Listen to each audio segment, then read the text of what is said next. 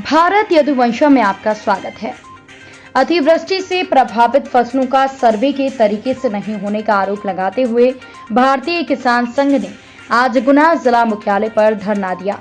राष्ट्रव्यापी विरोध प्रदर्शन के तहत भारतीय किसान संघ ने प्रदर्शन और धरने देने के दौरान लागत के आधार पर फसलों का समर्थन मूल्य भी तय करने की मांग की है।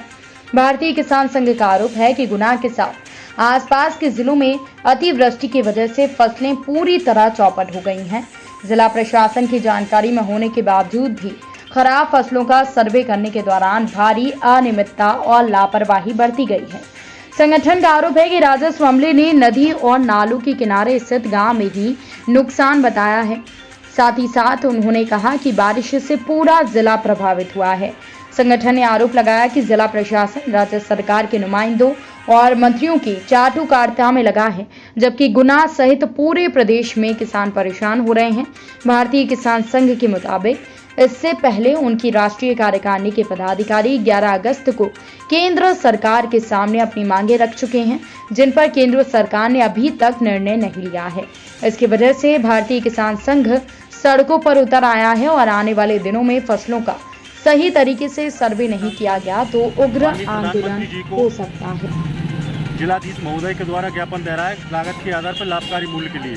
भारतीय किसान संघ की राष्ट्रीय कार्यकारिणी ने 11 अगस्त को एक केंद्र सरकार को ज्ञापन दिया था। ज्ञापन के माध्यम से आगाह किया था कि हमको भी लागत के आधार पर लाभकारी मूल्य किसानों को दिए जाए, लेकिन केंद्र सरकार ने उस ज्ञापन पर कोई जवाब नहीं दिया। आज भारतीय किसान संघ पूरे देश में जिला स्तर पर 2 घंटे का धरना रखकर माननीय प्रधानमंत्री जी को ज्ञापन के माध्यम से आगाह कर रहा है कि हमारे लिए भी लागत के आधार पर लाभकारी मूल्य दिया जाए। कृषि आदानों की कीमत दिनों दिन बढ़ती जा रही है और किसान को घाटा पड़ रहा है खेती करने में, इसलिए हमको लागत के आधार पर लाभकारी मूल्य मिले।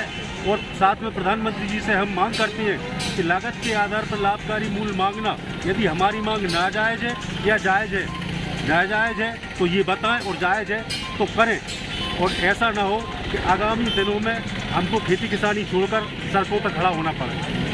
अभी इसमें कुछ किसान बैठे हुए हैं जिनकी सोयाबीन की फसल खराब हो गई है, उनके लिए क्या है? इसका ये है कि अभी जो सर्वे हुआ है उस सर्वे में नदी और नालों के किनारों की ज़मीनों का सर्वे किया है, जबकि अतिवृष्टि के कारण किसानों की खेतों में भी फसल गल गई और अफलन उनमें बिल्कुल ना फूल आ रहे ना फलियाँ आ रही।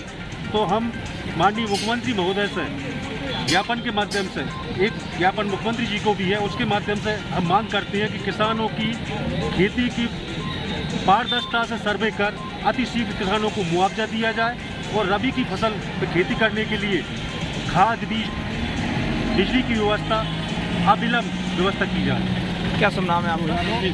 और 2019 का जो बीमा मुआवजा नहीं आया वो भी आए, और 500 रुपये कुंटल तो सोयाबीन का भावांतर 2019-18 का बाकी है। मुख्यमंत्री महोदय वो भी किसानों को डालें। ब्रजेश सिंह रघुवंशी, भारतीय किसान संघ जिला अध्यक्ष।